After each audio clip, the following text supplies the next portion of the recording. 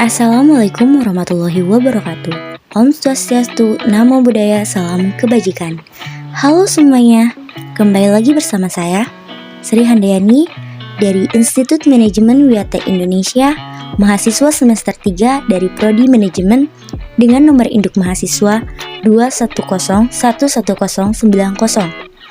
Di kesempatan kali ini, saya akan menyampaikan materi mengenai lingkungan bisnis. Adapun tujuan dari video ini merupakan salah satu tugas dari mata kuliah Business Environment dengan dosen pengampu Bapak C. Gunawan SEMM. Keterkaitan lingkungan bisnis dengan bisnis adalah suatu keterkaitan dasar yang perlu kita pahami dalam melakukan bisnis. Adapun pengertian dari lingkungan bisnis yaitu lingkungan bisnis segala sesuatu yang mempengaruhi aktivitas berbisnis dalam suatu organisasi. Adapun pandangan dari Madurejev dalam bukunya Pengantar Bisnis Salemba 4 2007, beliau mengatakan bahwa keberhasilan suatu bisnis pada umumnya bergantung pada lingkungan bisnis. Kemudian ada dari Murni Sumarni dan John Suprihanto. Mereka membagi lingkungan perusahaan yang mempengaruhi operasional perusahaan menjadi dua, yaitu lingkungan umum dan lingkungan khusus. Lingkungan umum meliputi politik, hukum, sosial, kebudayaan, pendidikan, dan demografi. Lingkungan khusus meliputi penyediaan, pelanggan, dan pesaing. Kemudian ada komponen-komponen bisnis. Komponen-komponen bisnis terbagi menjadi dua, yaitu komponen internal dan komponen eksternal. Komponen internal meliputi manusia, modal, material, mesin, dan metode. Komponen eksternal terbagi menjadi dua, yaitu mikro dan makro.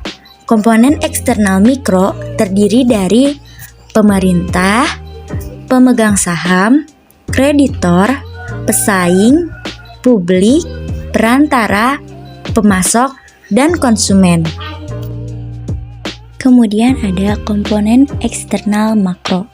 Komponen eksternal makro terdiri dari lingkungan ekonomi, lingkungan teknologi, lingkungan politik dan hukum, lingkungan sosial kultur, lingkungan global, dan lingkungan bisnis teknologi serta informasi.